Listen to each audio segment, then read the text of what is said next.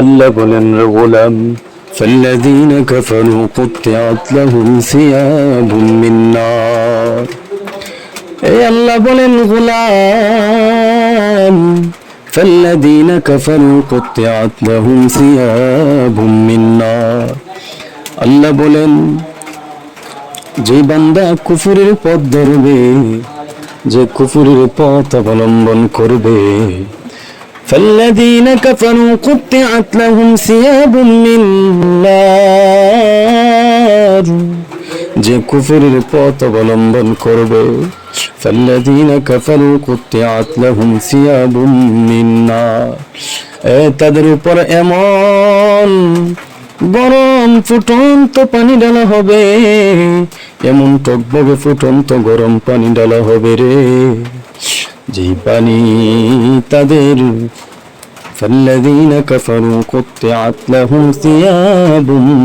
من نار فالذين كفروا قطعت لهم ثياب من نار যারা কুফরের পথ অবলম্বন করবে لهم ثياب من نار قطعت لهم ثياب من نار তাদের জন্য আগুনের পোশাক কাটা হবে রে, এমন আগুনের পোশাক কাটা হবে রে গোলাম। لهم ثياب من نار يصب من فوق رؤوسهم الحميم তাদের মাথার উপর এমন টকবগে ফুটন্ত পানি ঢালা হবে, যার ফলে তাদের পেটের মধ্যে যা কিছু আছে নারী বুড়ি সব কিছু ছিন্ন ভিন্ন করে ফেলবে। আল্লাহ বলেন গোলাম ইউসাব্বু মিন ফাওকি রুউসিহিমুল হামিম ইউসাব্বু মিন ফাওকি রুউসিহিমুল হামিম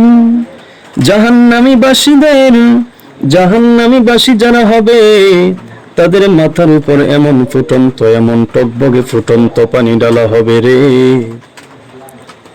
فالذين كفروا قطعت لهم ثياب من نار يصب من فوق رؤوسهم الحميم এই মাথার উপর টকবগে ফুটন্ত পানি ঢালার পর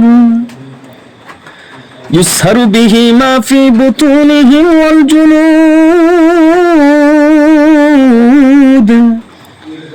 মাথায় পানি ঢালার ফলে তাদের পেটের মধ্যে যা কিছু আছে নারী বুড়ি চামড়া সব কিছু ছিন্ন ভিন্ন করে ফেলবে।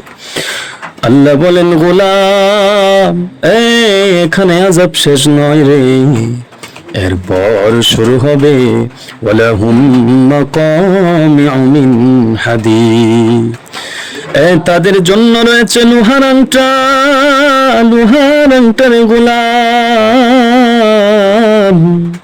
লোহার আংটা তাদেরকে পরানো হবে রে। আল্লাহ বলেন গোলাম এখানেই তোর আযাব শেষ নয়, জাহান্নামীদের জন্য জাহান্নামীদের পিটানোর জন্য এমন একটা হাতুড়ি থাকবে, এমন একটা হাতুড়ি থাকবে রে গোলাম, এই এমন একটা ওজন হাতুড়ি থাকবে, লোহার হাতুড়ি, যে হাতুড়ি দুনিয়ার সমস্ত জিন জাতি দুনিয়ার সমস্ত মানুষ মিলেও একটু চুল পরিমাণ উঁচু করতে পারবে না রে গোলাম। আল্লাহ বলেন গোলাম আমি জাহান্নামীদের জন্য শাস্তি দেওয়ার জন্য এমন হাতুড়ি স্থাপন করে রেখেছি রে গোলাম, যে হাতুড়ি কোনো মানুষ আলগানোর সুযোগ পাবে না, যে হাতুড়ি সমস্ত মানুষ মিলেও এক চুল পরিমাণ উঁচু করতে পারবে না। আমি ফেরেশতাদেরকে ডাক দিয়ে বলবো হয় ফেরেশতা যা যা আমার এই নাফরমান বান্দাটারে এই ওজন হাতুড়ি দিয়ে পিটাইতে থাক, এখানে আযাব শেষ নয় রে গোলাম, জাহান্নামীদের খাবার হবে জাক্কুম ফল, জাহান্নামীদের খাবার হবে জাক্কুম ফল রে গোলাম। এমন খাবার আল্লাহ পাক স্থাপন করে রেখেছে, জাহান্নামীদেরকে যখন আগুনের পোশাক পরানো হবে, এ বাবা দুনিয়ার মধ্যে মোটা কাপড় পরলে গরমের মধ্যে থাকা যায় না।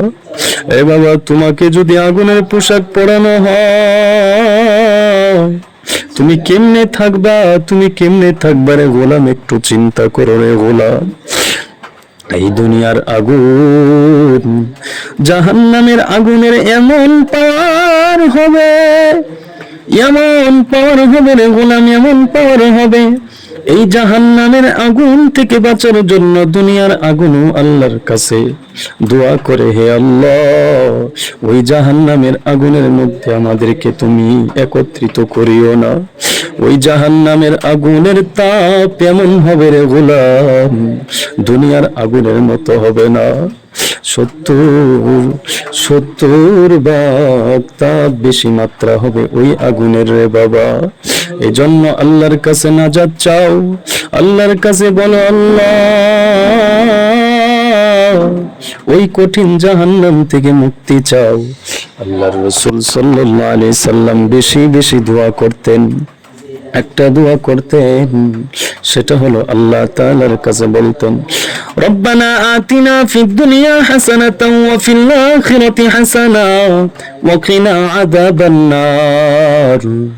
আল্লাহর রাসূল দোয়া করতেন, রব্বানা আতিনা ফিদ দুনিয়া হাসানা, হে আমার প্রতিপালক, হে আমাদের প্রভু, হে আমাদের পালন কর্তা, ওই কঠিন রব্বানা আতিনা ফিদ দুনিয়া হাসানা, হে আমাদের পালন কর্তা দুনিয়ার কল্যাণ আমাদেরকে দাও, ওয়া ফিল আখিরাতি হাসানা, আখিরাতের কল্যাণ দাও, ওয়া কিনা আযাবান নার, এবং কঠিন জাহান্নাম থেকে মুক্তি দাও। এ বাবা বেশি বেশি দোয়া করো আল্লাহর কাছে, কারণ ওই জাহান্নামের আগুন থেকে বাঁচার কোনো সুযোগ নাই। ওই জাহান্নাম থেকে তোমাকে আমাকে বাঁচতে হবে। আল্লাহর কাছে এই দোয়াটা বেশি বেশি করবা। রাসূল দোয়া শিখায়া দিছেন, হে আমার উম্মত, আমি রাসূলও এই দোয়া বেশি বেশি করি। যেই বান্দাটা দুনিয়া এবং আখিরাতের কল্যাণ পেয়ে যাবে, ওই বান্দার কোনো ভয় নাই, ওই বান্দার কোনো চিন্তা নাই। যেই বান্দা দুনিয়া আখিরাতের কল্যাণ পেয়ে যাবে, যেই বান্দা দুনিয়া এবং আখিরাতের কল্যাণ পেয়ে যাবে, তার কোনো ভয় নাই, তার কোনো চিন্তা নাই। আর যে ব্যক্তি জাহান্নাম থেকে মুক্তি পেয়ে যাবে, তার কোনো চিন্তা নাই, কারণ যেই ব্যক্তিকে আল্লাহ জাহান্নাম থেকে মুক্তি দিবেন তার ঠিকানা হবে জান্নাত।